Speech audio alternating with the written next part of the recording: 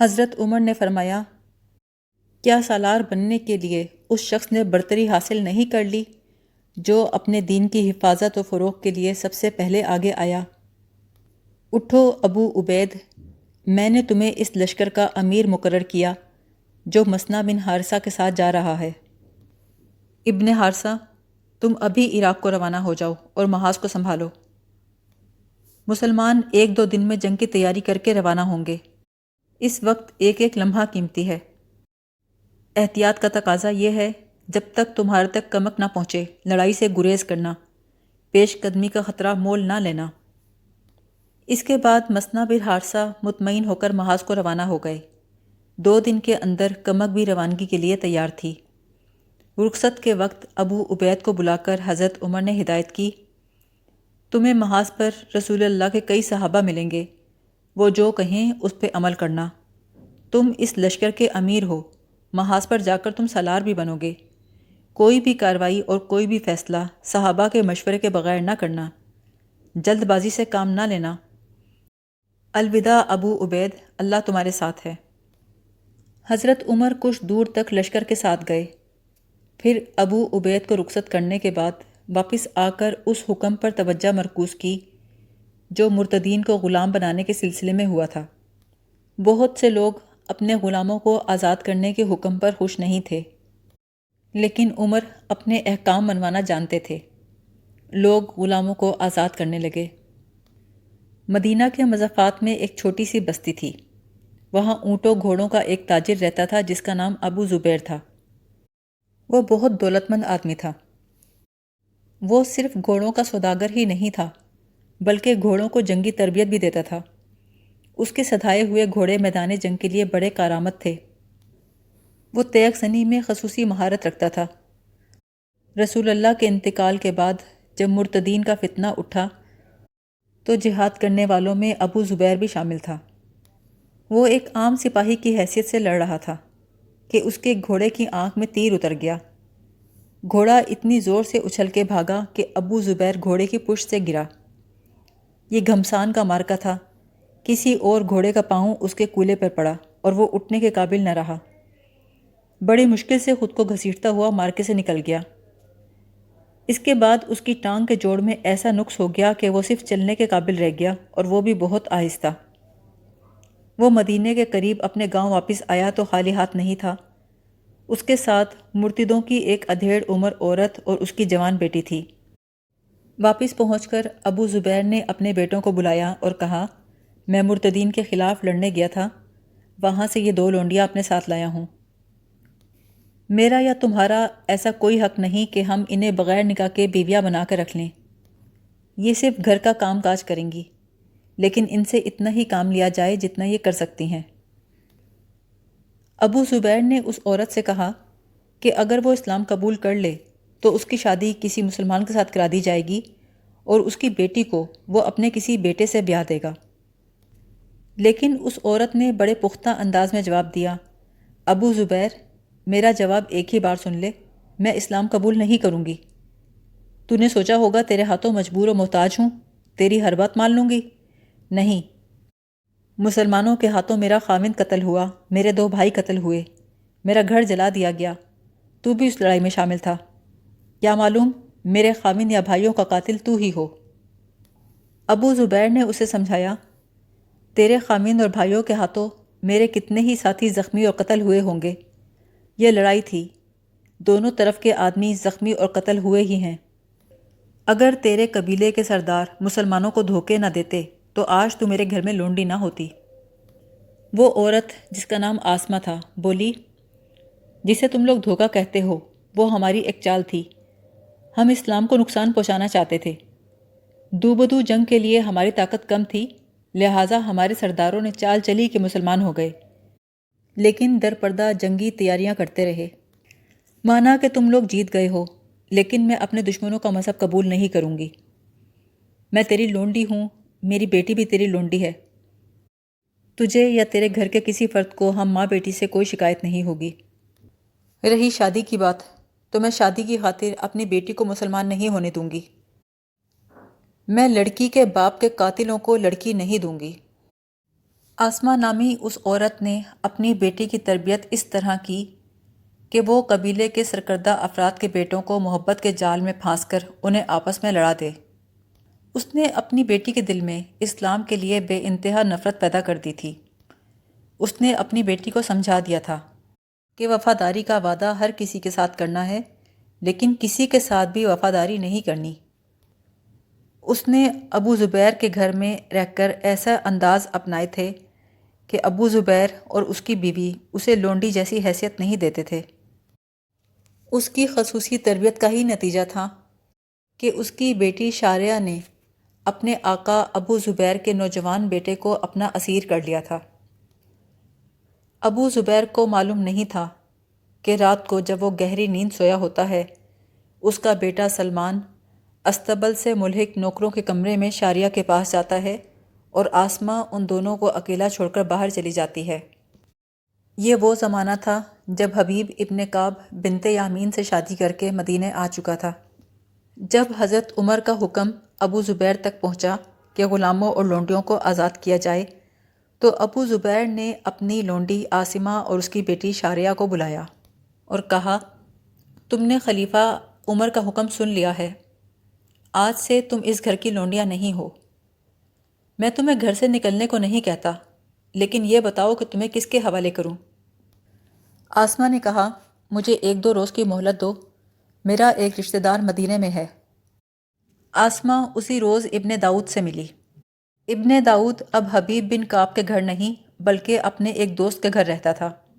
اس کا وہ دوست دراصل یہودی تھا جس نے اپنے آپ کو مسلمان ظاہر کیا ہوا تھا۔ شارعہ سے مل کر ابو داؤد بہت خوش ہوا۔ اس نے پوچھا، ابو زبیر کے بیٹے سلمان کے ساتھ عشق و محبت کا ناٹک کیسا چل رہا ہے؟ شارعہ نے ہنستے ہوئے کہا، وہ تو میرے عشق میں تقریباً پاگل ہو گیا ہے۔ اس کے باپ کا حکم ہے کہ اس کا کوئی بیٹا میرے ساتھ زبردستی شادی نہیں کر سکتا، لیکن سلمان تو کہتا ہے کہ باپ سے شادی کی اجازت نہ ملی تو مجھے ساتھ لے کر چپ چاپ مدینے سے نکل جائے گا۔ میں بتا نہیں سکتی کہ میرے لیے اس کی حالت کیا ہے۔ ابن داؤد نے اسے ایک نوجوان کا نام اور خاندان بتا کر کہا، اب ایسے ہی طور طریقوں سے اس نوجوان کو بھی پاگل کر دو، اس کے بعد اس کو سلمان سے ٹکرا دو، پھر کسی طریقے سے یہ بات سلمان کے باپ کے کان میں ڈال دینا کہ اس خاندان کے لڑکے نے تم پر دست درازی کی ہے۔ شارعہ بڑے دعوے سے بولی، تم دیکھتے جاؤ ابن داؤد، میں گھر کی 4 دیواری کے اندر رہ کر ہی مدینے میں خون کی ندیاں بہا دوں گی۔ ابن داؤد بولا، بس ایک سوچ اور مقصد کو اپنے ذہن میں رکھنا کہ مسلمانوں میں موجود اختلافات کو ہم نے دشمنی کا رنگ دینا ہے، انہیں آپس میں لڑوانا ہے تاکہ وہ ایک دوسرے کا خون بہا بہا کر ختم ہو جائیں۔ ابو داؤد نے آسمہ اور شارعہ کو ابو سلمہ اور اسحاق وغیرہ کے متعلق بتایا کہ یہودیوں کے تمام خفیہ منصوبوں کے پیچھے ابو سلمہ اور اسحاق ہیں۔ وہ مدینے سے فلاں سمت میں ایک نخلستان میں رکے ہوئے ہیں۔ کچھ خصوصی ہدایات اور تربیت کے لیے آسمہ اور شارعہ کو ابو سلمہ اور اسحاق سے ملوانا تھا۔ اسی دوران ابن داؤد نے حبیب بن کعب سے کہا کہ وہ اپنی بیٹی بنت یامین کو 2-4 دن کے لیے گاؤں لے جانا چاہتا ہے۔ حبیب ابن کعب نے بخوشی اجازت دے دی۔ اگلی صبح ابن داؤد 2 گھوڑے لے آیا، ایک پر خود سوار ہوا، دوسرے پر بنت یامین سوار ہوئی۔ شہر کی حدود سے نکل کر دونوں نے اپنے گھوڑوں کی رفتار بڑھا دی۔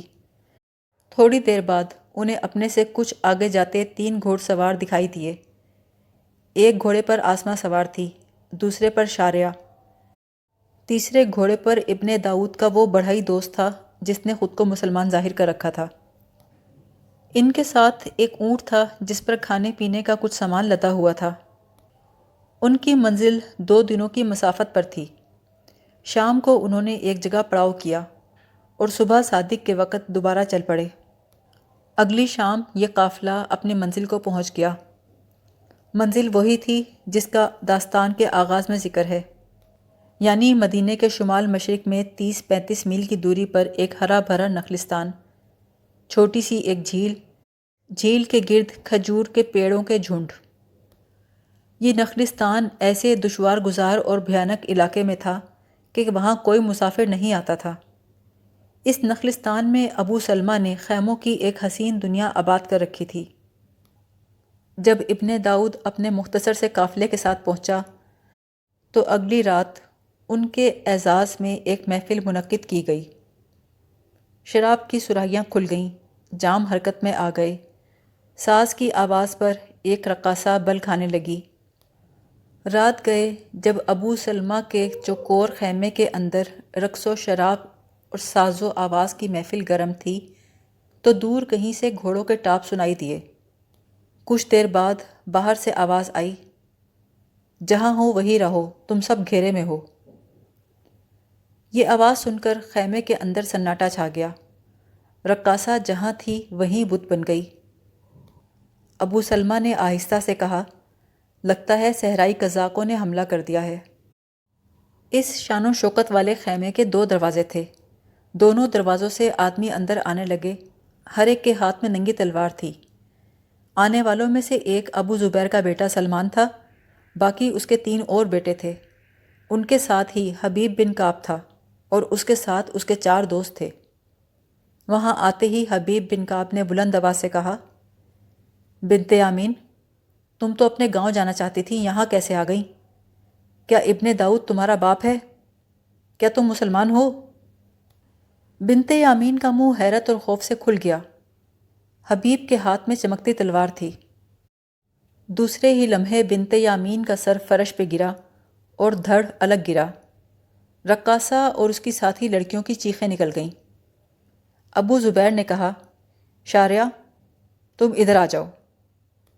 ابن داؤد نے دانت پیس کر کہا، بدطینت لڑکی، تو مسلمانوں کے ساتھ مل گئی؟ تو انہیں یہاں لائی ہے؟ آسمہ اپنی بیٹے پہ جھپٹی، تو نے مخبری کی، تو نے اپنی ماں کو دھوکہ دیا، غدار۔ ابو زبیر کی تلوار کے بھرپور وار نے شاریہ کے اوپر جھپٹنے والی اس کی ماں کا سر اور جسم کا رشتہ کاٹ دیا۔ ابن داؤد نے شاریہ سے کہا، لڑکی تو بہت بدقسمت ہے، جو مال و دولت تجھے ہم سے ملنا تھا وہ ان لوگوں سے نہیں مل سکتا۔ شاریہ بولی، ان لوگوں سے مجھے جو دولت ملی ہے وہ تم نہیں دے سکتے۔ میری ماں ان کی لونڈی تھی، میں ان کی لونڈی تھی۔ ابو زبیر اور اس کے بیٹے ہمارے ساتھ جو چاہتے سلوک کر سکتے تھے، لیکن انہوں نے ہمیں حقیر نہ جانا، اپنے گھر کے افراد جیسی عزت دی، کبھی بری نظر سے نہ دیکھا۔ میرے جیسی خوبصورت اور جوان لونڈی کو ابو زبیر کے بیٹے سلمان نے کبھی حاصل نہ کرنا چاہا۔ اس نے مجھ سے فقط یہ تقاضا کیا کہ مسلمان ہو جاؤں، پھر وہ اپنے باپ سے اجازت لے کر مجھ سے شادی کر لے گا۔ اور ایک تم لوگ ہو، تم لوگ چاہتے تھے کہ میں تمہارے مقاصد کے لیے اپنے حسن و جوانی کو استعمال کروں۔ یہ ابن داؤد، جسے میں اپنے باپ جیسا سمجھتی تھی، اس نے 2 بار مجھے ہوس کا نشانہ بنانے کی کوشش کی۔ میں تو بہت عرصے پہلے مسلمان ہو چکی ہوتی، لیکن میں نے ارادہ کیا کہ پہلے سارے راز حاصل کر لوں، اس کے بعد اسلام قبول کر کے سلمان کی بیوی بن جاؤں گی۔ لہٰذا میں نے ابن داؤد سے اس جگہ کا فاصلہ معلوم کیا، سمت پوچھی، سب کچھ سلمان کو بتایا۔ سلمان نے یہ سب کچھ اپنے باپ کو بتایا، پھر حبیب کو بتایا۔ پھر وہ ابو زبیر کی طرف دیکھ کر بولی، میں مسلمان ہوں، میرے دل نے اسلام قبول کر لیا ہے۔ ابو زبیر نے لڑکی کو ایک طرف کیا اور اپنے ساتھیوں کو حکم دیا، دین کے دشمنوں کو جلا کے راکھ کر دو۔ صحرا کی رات میں شور و غل ہوا، چیخیں اٹھیں، پھر خاموشی چھا گئی۔ خیموں میں موجود تمام افراد کو قتل کر دیا گیا۔ سب لاشیں بڑے خیمے میں ایک جگہ ڈھیر کر دی گئیں۔ تمام خیموں کو آگ لگا دی گئی۔ ان کے اونٹ اور گھوڑے ساتھ لے کر ابو زبیر کا قافلہ مدینے کو چل پڑا۔ اس قافلے میں سب سے زیادہ محترم حیثیت شاریہ کی تھی۔ اگلے روز یہ قافلہ فاتحانہ چال سے مدینہ کی سمت جا رہا تھا۔ شام تک انہیں مدینہ پہنچنا تھا۔ ابو زبیر کا بیٹا گھوڑا دوڑاتا ہوا ابن کعب کے پاس آیا اور بولا، شاریہ مجھ سے کئی بار کہہ چکی ہے کہ مدینہ پہنچتے ہی اسلام میں داخل ہو جائے گی۔ پوچھتی ہے کہ اسلام قبول کرنے کا کوئی خاص طریقہ ہے یا اتنا کہہ دینا ہی کافی ہے کہ آج سے وہ مسلمان ہے؟ حبیب ابن کعب نے کہا، سلمان، کیا تم نہیں جانتے اسلام کی قبولیت کا طریقہ کیا ہے؟ اگر یہ لڑکی دل سے یہی چاہتی ہے تو یہ کام ابھی یہیں ہو سکتا ہے۔ وہ شاریہ کو لے کے ابو زبیر کے پاس آئے۔ ابو زبیر نے پوچھا، شاریہ، کیا تو اپنی مرضی سے اسلام قبول کر رہی ہے؟ شاریہ نے کہا، میں اپنی رضا سے کر رہی ہوں۔ کیا اللہ کے سوا تجھ پر کسی انسان کا خوف تو طاری نہیں؟ کسی مسلمان نے تجھ پر تشدد تو نہیں کیا؟ کسی مسلمان نے تجھے کوئی لالچ تو نہیں دیا؟ شاریہ بولی، نہیں۔ ابو زبیر نے اسی وقت اسے کلمہ پڑھا کر ہلکا بگوش اسلام کر لیا۔ پھر اس نے اپنے بیٹے سلمان کو بلایا اور ان کا نکاح پڑھا دیا۔ جس دوران یہ قافلہ مدینہ میں داخل ہو رہا تھا، اسی وقت 2 گھڑ سوار مدینہ سے عراق کے محاذ کو جا رہے تھے۔ یہ دونوں خلیفہ دوم حضرت عمر کا انتہائی ضروری پیغام ابو عبیدہ کے نام لے کر جا رہے تھے۔ اس وقت ابو عبیدہ شام کے محاذ پر سالار تھے اور سپہ سالار خالد بن ولید تھے۔ حضرت عمر کا پیغام ان الفاظ میں تھا: ابو عبیدہ کے نام، بسم اللہ الرحمن الرحیم، میں تجھے اللہ سے ڈرتے رہنے کی نصیحت کرتا ہوں۔ اللہ لازوال ہے اور اللہ ہمیں گمراہی سے بچاتا ہے۔ میں تجھے خالد بن ولید کی جگہ وہاں کے تمام لشکر کا سپہ سالار مقرر کرتا ہوں۔ فوراً اپنی جگہ سنبھالو۔ ذاتی مفاد کے لیے مومنین کو مشکل میں نہ ڈالنا، انہیں اس پڑاؤ میں نہ ٹھہرانا جس کے متعلق تو نے پہلے دیکھ بھال نہ کر لی ہو۔ کسی لڑائی میں دستوں کو اس وقت بھیجنا جب وہ پوری طرح منظم ہو۔ کوئی ایسا فیصلہ نہ کرنا جس سے مومنوں کا نقصان ہو۔ اللہ نے تجھے میری آزمائش اور مجھے تیری آزمائش کا ذریعہ بنایا ہے۔ دنیا کے لالچ سے بچنا، دنیا کی طرف سے آنکھ بند کر لینا، ورنہ یہ دنیا تجھے اس طرح ہلاک کر دے گی جس طرح تجھ سے پہلے کے لوگوں کو کیا ہے۔ کہیں ایسا نہ ہو کہ جس طرح تجھ سے پہلے کے لوگ تباہ ہوئے، تو بھی طمع کے ہاتھ سے تباہ ہو جائے۔ تو جانتا ہے کہ وہ اپنے رتبے سے کس طرح گرے۔ اس پیغام کا صاف مطلب یہ تھا کہ حضرت عمر نے مسند خلافت پر بیٹھتے ہی حضرت خالد بن ولید کو سپہ سالاری سے معزول کر دیا تھا اور ابو عبیدہ کو، جو خالد کے ماتحت سالار تھے، انہیں سپہ سالار بنا دیا تھا۔ اس پیغام سے 4-5 روز پہلے حضرت عمر کا ایک اور پیغام عراق کے محاذ کو جا رہا تھا۔ یہ خلیفہ اول حضرت ابو بکر صدیق کی وفات کی اطلاع تھی، جو ایک حبشی مسلمان لے کر جا رہا تھا۔ یہ حبشی غلام حضرت عمر کا تھا، جسے حضرت عمر نے آزاد کر دیا تھا۔ خالد بن ولید کی معزولی کا پیغام لے جانے والے دونوں قاصد بہت کم پڑاؤ کرتے اور بڑی تیز رفتار سے جا رہے تھے۔ اس تیز رفتاری کی وجہ سے حضرت ابو بکر کی وفات کی اطلاع لے جانے والے اور حضرت عمر کا خالد بن ولید کی معزولی کا پیغام لے جانے والے اپنی منزل پر اکٹھے پہنچے۔ دونوں پیغام ابو عبیدہ کو ملے۔ انہوں نے پیغام پڑھ کر قاصدوں کو رخصت کر دیا۔ اس وقت خالد بن ولید رومیوں کے خلاف لڑ رہے تھے اور انہوں نے دمشق کو محاصرے میں لے رکھا تھا۔ سن 634 عیسوی کے اوائل میں خالد بن ولید نے بڑی خون ریز اور طویل لڑائی کے بعد دمشق فتح کر لیا۔ فتح کی خوشخبری کا پیغام حضرت ابو بکر کے نام لکھوایا، اس جنگ کی تفصیل بتائی جو بے دریغ جانوں کی قربانیاں دے کر جیتی تھی۔ مال غنیمت کی تفصیل لکھائی اور یہ بھی لکھوایا کہ مال غنیمت کا 5واں حصہ خلافت کے لیے ہے۔ یہ پیغام حضرت ابو بکر کے نام جس روز بھیجا جا رہا تھا، ابو بکر اس سے 1 مہینہ 8 روز قبل فوت ہو چکے تھے۔ قاصد یہ پیغام لے کر جا چکا تھا جب ابو عبیدہ خالد بن ولید کے خیمے میں داخل ہوئے۔ فتح و نصرت کی خوشی سے خالد بن ولید ایک دم ابو عبیدہ کے گلے لگ گئے۔ ابو عبیدہ کی آنکھوں میں آنسو تھے۔ خالد نے کہا، واللہ یہ آنسو خوشی کے ہو سکتے ہیں۔ ابو عبیدہ نے غمناک لہجے میں کہا، نہیں ابن ولید، خلیفہ رسول ابو بکر وفات پا گئے ہیں اور اب عمر بن خطاب خلیفہ ہیں۔ خالد نے پوچھا، ابو بکر کب فوت ہوئے؟ 22 جمادی الثانی کی شام۔ تو ہمیں اطلاع اتنے دنوں کے بعد کیوں دی گئی؟ کیا قاصد کو یہاں پہنچتے 1 مہینہ لگا؟ ابو عبیدہ نے جواب دیا، قاصد تو آ گیا تھا، لیکن ہم نے دیکھا کہ تو نے دمشق کو محاصرے میں لے رکھا ہے۔ خالد پر سکتے کی سی کیفیت طاری تھی۔ ابو عبیدہ نے بوجھل آواز میں کہا، خلیفہ عمر کا ایک اور حکم بھی آیا ہے۔ ابو عبیدہ نے وہ پیغام خالد بن ولید کو دے دیا۔ خالد نے پیغام پڑھا، ان کے ہونٹوں پر مسکراہٹ آ گئی۔ اس مسکراہٹ میں مسرت نہیں تھی، یہ ایک رنجیدہ مسکراہٹ تھی۔ خالد نے آہ بھر کر کہا، اللہ کی رحمت ہو ابو بکر پر۔ ابو بکر زندہ رہتے تو میں اس انجام کو نہ پہنچتا۔ خالد بن ولید کی معزولی حضرت عمر کا ایک جرأت مندانہ فیصلہ تھا۔